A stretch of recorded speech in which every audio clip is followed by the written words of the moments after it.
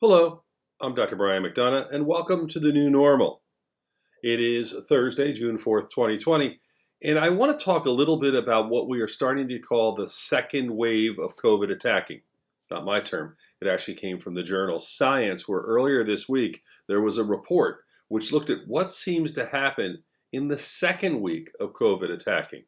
In the first week, people tend to get fever and chills. They feel horrible. They get those flu-like symptoms. Temperature goes up. They're aching. They're coughing. They have all sorts of issues.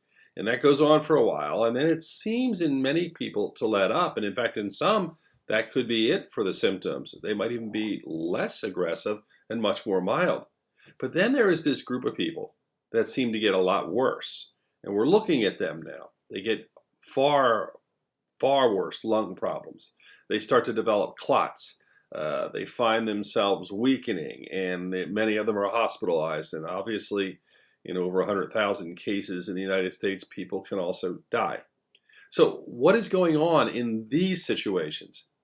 Well, there's a theory right now about what's called the second wave. And the theory is that this COVID-19 might actually be attacking the lining of blood vessels called the endothelial cells. Now remember, blood vessels are all throughout our body. They're not just in the periphery, they're in the lungs, they're everywhere. So little blood vessels in the lungs, if they get damaged by COVID, in other words, if COVID comes in and it aggressively attacks the lining of these blood vessels, the blood vessel linings essentially explode. And when they explode, they release fluid. That fluid can be seen all throughout the lungs, and it starts to have a pattern we call ARDS, where it becomes very difficult for a person to breathe, and it damages the lung. In addition to that, when those endothelial cells are attacked, you get an increased amount of inflammation. Inflammation is bad for the body. Inflammation is what was linked to heart disease and arthritis and all sorts of things. Inflammation's not good, and we get this inflammatory response when the endothelial cells are attacked.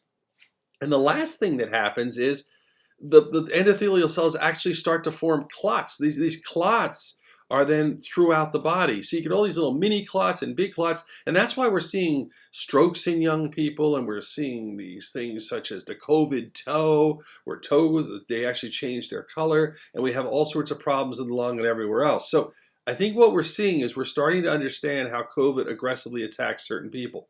We still don't know why. We know that people who are at greater risk because they might have weaker blood vessels, those who are obese, diabetes, people with heart disease, people who have had all sorts of different health issues over time, and people who are older, we know that they may not respond as well, and that could make them more vulnerable. But we're also trying to figure out what sort of medicines might protect against that happening. So a lot's going on as we learn about this virus, essentially as we live and die dealing with it.